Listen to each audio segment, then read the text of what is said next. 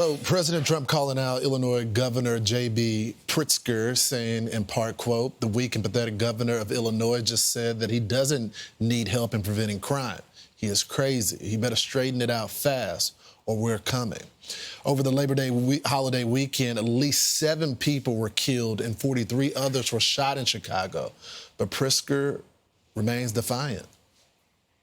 National Guard troops, any kind of troops on the streets of an American city don't belong unless there is an insurrection, unless there is truly an emergency. There is not. It's clear that in secret they're planning this, well, it's an invasion with U.S. troops if they in fact do that.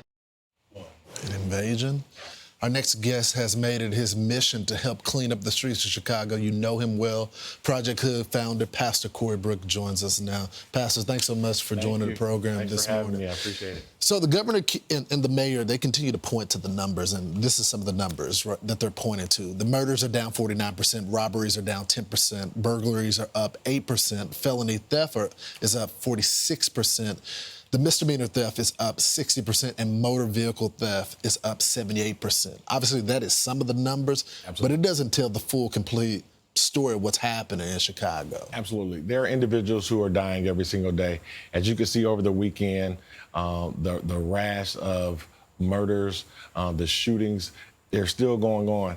You know, Governor Pritzker said the National Guard should never come in unless there is an emergency. This is an emergency. Anytime we're continuing to lose lives on the south sides and west sides of Chicago, to those of us who live in the community, we deem that as an emergency. You know, Pastor, I remember there was a movie done called Chirac that talked about the amount of folks that were dying in Chicago was more than on the ground in Iraq. Absolutely. And it just seems like these officials, they keep saying, "Oh, you're going to make this a war zone." It is a war zone already. It's been a war zone for years, and for them to try to make people believe that Chicago is a safe place and that you can live in these parts of the neighborhood where we live and be okay, that's an outright lie.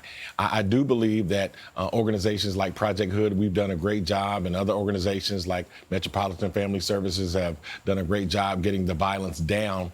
But having the National Guard come in would be like a shot in the arm. It would help us tremendously.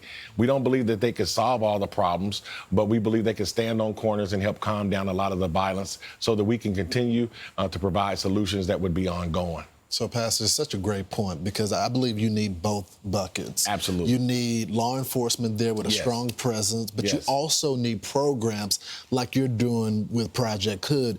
You're going to be starting to walk across America to restore faith, merit, and opportunity across the country. Tell us about the walk. So it's one man, one mission, trying to raise $25 million, going from Times Square in New York to the Pacific, all the way to Los Angeles.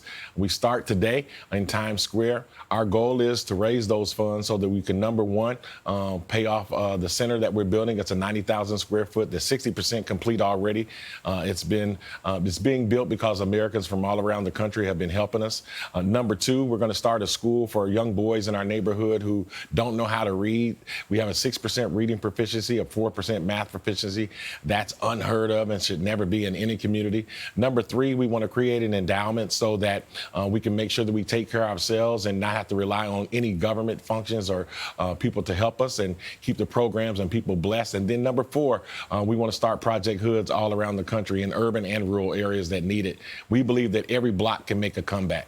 You know, Pastor, it's such a great message. And, you know, we were on the roof with you. Yes. We had a big fun. And I'm so, our Fox audience, they've been incredible fundraising from the very beginning. Yeah. Without the Fox audience, I'll tell you, it would not be doable. What we're experiencing and doing on the south side of Chicago is remarkable. It is an outright miracle. And when people go to Project Hood and look at our website and look at all the work that's being done, look at the center being built, I mean, 90,000 square foot of a community center that's going to change lives on a block that people called O Block, a block that was deemed one of the most dangerous blocks in all of Chicago, in all of America.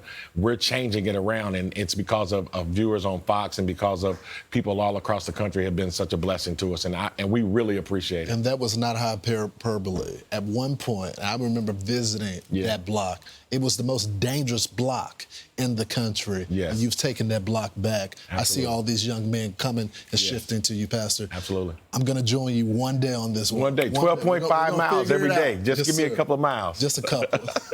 Thanks, Pastor. All right. I'm Steve Ducey. I'm Brian Kilmeade. And I'm Ainsley Earhart. And click here to subscribe to the Fox News YouTube page to catch our hottest interviews and most compelling analysis.